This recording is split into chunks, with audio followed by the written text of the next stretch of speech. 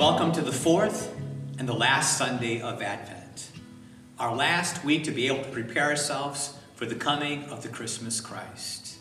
As we prepare ourselves in these final moments, in these final times, perhaps we find ourselves just singing out, I've got that joy, joy, joy, joy down in my heart. Down in my heart, down in my heart, I've got that joy, joy, joy, joy down in my heart. Down in my heart to stay. As we enter into these final moments, it is a period of great joy.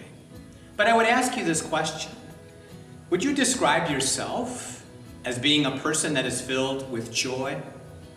Or better yet, with the people that are around you, your family, your friends, your co-workers, your peers, would they describe you as being a person of great joy? For many of us, we might find ourselves saying, even though I'm supposed to be filled with joy, as we get closer to the coming of the Christmas Christ and Christmas Day, I don't feel any way but that. I don't feel any joy at all. And so we can be envious today as we see that great greeting of Mary and Elizabeth and the tremendous joy that is in their midst. We might say, well, of course they're happy. They're relatives and they haven't seen each other for a long time. And so they're just happy to be with one another.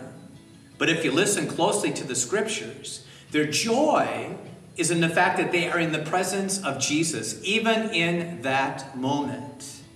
Remember the words of Elizabeth, as Elizabeth would cry out, "Who am I that the mother of my Lord should come to me?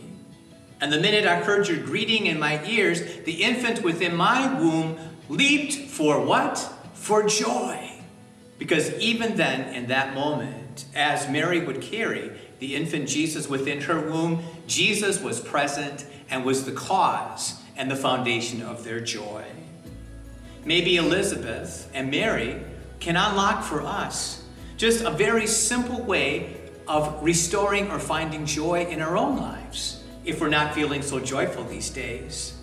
And in fact, I think they would be the first ones to say, you can even find that secret of joy in the word joy itself. It's so simple. The first letter in the word joy is J. J stands for Jesus. As J is the first letter in the word joy, Jesus must be first in our lives as well.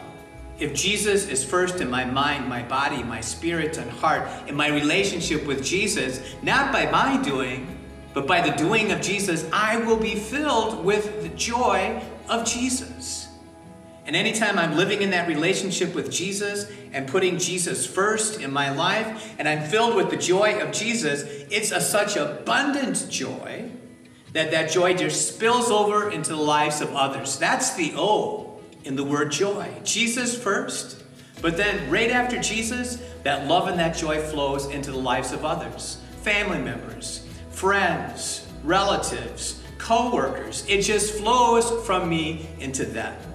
And when I'm living in that relationship of joy with Jesus, when that abundant joy of Jesus is overflowing from my life into the lives of others, that's when you will find yourself, maybe for the first time in a long time, being a person that is filled with joy. Put Jesus, J, first in your life. Then share that joy with others, the O, and then why? You yourself will be a joyful, joyful person. And just simply find yourself going around in these last days of Advent saying, I've got that joy, joy, joy, joy down in my heart. Down in my heart, down in my heart. I've got that joy, joy, joy, joy down in my heart.